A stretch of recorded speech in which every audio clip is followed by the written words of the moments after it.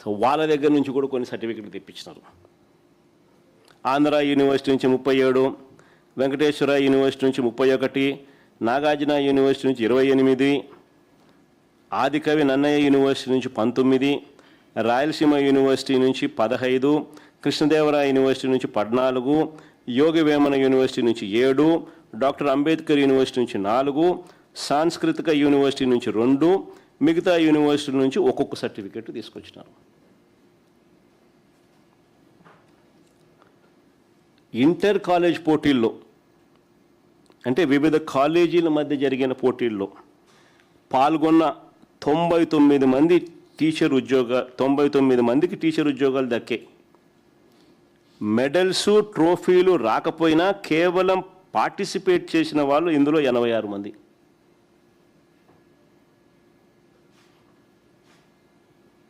Inter కాలేజీలో 99 మందికి పోటీల్లో పాల్గొనే వివిధ కాలేజీల మధ్య జరిగిన పోటీల్లో పాల్గొన్న 99 మందికి టీచర్ ఉద్యోగాలు దొరికాయి. ఇందులో మెడల్స్ ట్రోఫీలు రాకపోయినా కేవలం పార్టిసిపేట్ చేసినందుకు 86 మందికి టీచర్ ఉద్యోగాలు ఇచ్చినారు. ఇంటర్ డిస్ట్రిక్ట్ పోటీలలో 59 మందికి ఉద్యోగాలు వస్తే అందులో పార్టిసిపేట్ చేసినందుకు 18 మందికి ఉద్యోగాలు ఇచ్చినారు. జిల్లా తరపున ఆడితే చాలు, గెలుపుతో సంబంధం లేకుండా డిఎస్సి పరీక్షలు రాయాల్సిన అవసరం లేకుండా కేవలం పార్టిసిపేట్ చేసినందుకు టీచర్ ఉద్యోగాలు మన రాష్ట్రంలో మాత్రమే అందుబాటులో ఉన్నాయి. పరీక్షలు రాకపోయినా పర్వాలా.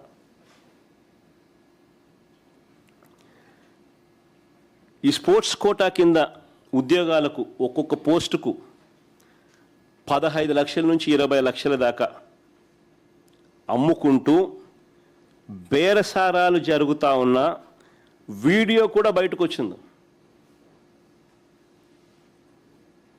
ఒకసారి ఆ వీడియో కూడా ప్లే చేయండి ఒకసారి.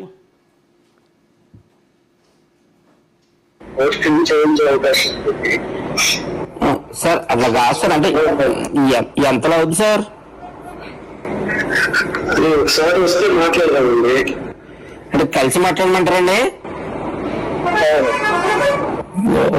రేపు బయలుదేరామండి. ఎన్నింటికి రమ్మంటారు సార్? ఇష్టం, మీరు ఏ టైంకి అయినా రండి. సరే సార్. ఇప్పుడు మా చెల్లి కూడా కావాలండి. నేను ఒక్కన మా బావ నేను వస్తే సరిపడు. మీ ఇక్కడైనా రండి, మీ ఒక్కరైనా రండి. ఆవిడ కానీ పర్లేదు, మీరే మాట్లాడుకోవడం చేసుకుంటాను. అవును సార్. అదే సరే సార్, అయితే రేపు 10 గంటలకల్లా వచ్చేస్తాను సార్. వచ్చి మీకు కాల్ చేస్తాను సార్ ఈ నెంబర్కి.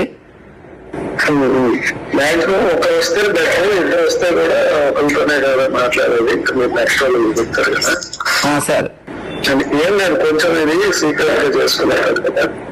ఓకే, తప్పకుండా సార్. నాకు అర్థమైంది సార్. ఏమో సార్, ఎంతనంటే నేను ఒకసారి మరి ఫిగర్ చెప్తే నేను ఒకసారి రెడీ చేసుకుంటాం సార్. మేము కూడా అందుకని అడుగుతున్నాం సార్.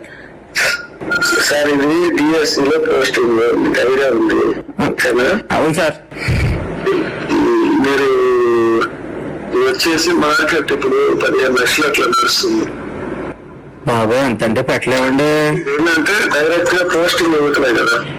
సరే అందుకన్నా మీరు వచ్చి మాట్లాడితే నెగోషియేషన్స్ చేద్దామంటే చేద్దాం. సరే సార్, అయితే ఓకే అండి. మాట్లాడతాను. ఓకేనా? అలాగే అండి. నేనైతే నేను యాక్చువల్ ఏంటంటే నేను టైం తక్కువ ఉంది కాబట్టి ఇంటికే పిలిపించి మాట్లాడతాను. ఇంట్లోనే మాట్లాడుకుందాం. Okay sir. అలాగే సార్. కొంచెం పర్సనల్ గా వస్తే మాట్లాడుకుంటాం. తప్పకుండా సార్. ఓకే అండి, థ్యాంక్ యూ సార్. కొంచెం పర్సనల్ గా ఇది డిస్కస్ చేసుకోవాలి. లేదండి, చెప్పిందండి మా చెల్లి చెప్పిందండి. పోస్ట్ ఇంపార్టెంట్ కదా సార్. మా ప్రజెంట్ వస్తామండి, చూసుకుంటాం సార్. సరే అండి. ఆంధ్రప్రదేశ్ ప్రభుత్వ లోగో డీపీగా పెట్టుకొని ఒక క్యాండిడేట్తో బేరసారాలు చేస్తున్న వీడియో ఇది. ఈ వీడియో బయటికి రాగానే తూతూ మంత్రంగా ఒక కేసు పెట్టారు. కేసు పెట్టి స్టేషన్ బెయిల్ ఇచ్చి ఇడిచిపెట్టేసినారు. ఈ వీడియో బయటికి రాగానే తూతూ మంత్రంగా కేసు పెట్టి స్టేషన్ బెయిల్ ఇచ్చి వదిలేసినారు. చేసిన విచారణ శూన్యం. ఈ విషయాలు ఏవి కూడా బయటికి రాకుండా దాచిపెట్టారు. ఈ ఎఫ్ఐఆర్ కాపీని ఒకసారి చూడండి. ఒకసారి దీనికి సంబంధించి ఇది ఎఫ్ఐఆర్ కాపీ. ఈ ఎఫ్ఐఆర్ కాపీని ఒకసారి మీరు చూస్తే వీడియో కాల్ చేసిన వ్యక్తి ఫోన్ నెంబర్ చాలా స్పష్టంగా ఉంది. పోలీసులు తలుచుకుంటే ఈ నెంబర్ ఎవరిదో కేవలం కొన్ని నిమిషాల్లోనే కనిపెట్టేస్తారు.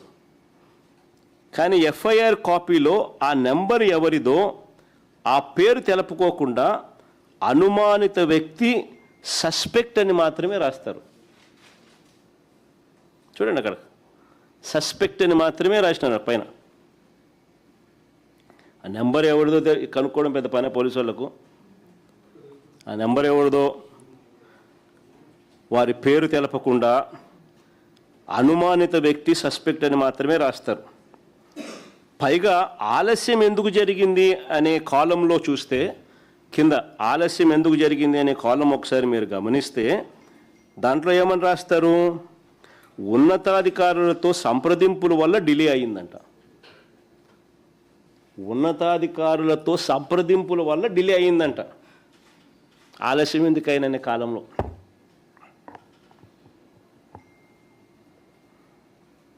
దీని అర్థం ఈ వీడియో కాలు ఆషామాషిది కాదని, అనుమానిత వ్యక్తి చాలా ముఖ్యమైన వ్యక్తి అని తేల్తా ఉంది కదా. స్పోర్ట్స్ కోటాలో వ్యవహారం వెనుక పెద్ద తలకాయలు ఉన్నాయని చెప్పడానికి ఇది ఒక ఉదాహరణ. ఆ పక్క ఎమ్మెల్యేలు ఎంపీలు డీల్ చేస్తూ ఉన్నారు, అది వేరే విషయం. కోన రవికుమార్ దగ్గర నుంచి ఎంపీ భరత్ దగ్గర నుంచి వాళ్ళే అసోసియేషన్ ప్రెసిడెంట్లు, వాళ్ళే సర్టిఫికెట్లు ఇవ్వడము, వాళ్ళే అథెంటికేట్ చేయడము, వాళ్ళే ఉద్యోగాలు ఇప్పించడము. ఓ పక్క ఎంపీలు ఎమ్మెల్యేలు డీల్ చేస్తూ ఉన్నారు, వేరే విషయము. వీళ్ళు కూడా ఒక ఉదాహరణ. పైగా అన్నిటికన్నా ఆశ్చర్యం ఏమిటో తెలుసా? బలమైన సెక్షన్లు పెట్టి గట్టిగా విచారణ చేయకపోగా కేవలం స్టేషన్ బెయిల్ ఇచ్చి పంపించినారు. స్టేషన్ బెయిల్ ఇచ్చి పంపించేసినారు. అది అన్నిటికన్నా దారుణం, ఆశ్చర్యం. అసలు చంద్రబాబు నిజంగా అడ్మినిస్ట్రేషన్ అంతా ఎలా ఉంటుందనేది ఒక చిన్న ఎగ్జాంపుల్ చెప్తా. చంద్రబాబు నాయుడు గారి అడ్మినిస్ట్రేషన్ అంతా లీకేజీల మయం. 1995లో 10th class paper leak. Chandrababu Naidu గారి అడ్మినిస్ట్రేషన్ ఎలా ఉంటుంది అన్నది ఒకసారి చరిత్ర చెప్తా, ఒకసారి వినండి. 1995లో 10th క్లాస్ పేపర్ లీక్. 1996లో ఎంసెట్ ఇంజనీరింగ్ పేపర్ లీక్. 1997లో ఇంటర్మీడియట్ పేపర్స్ లీక్. 2017లో 10th సైన్స్ పేపర్ లీక్. 2019లో 10th పేపర్ లీక్. 2025లో బీఈడి పేపర్ లీక్.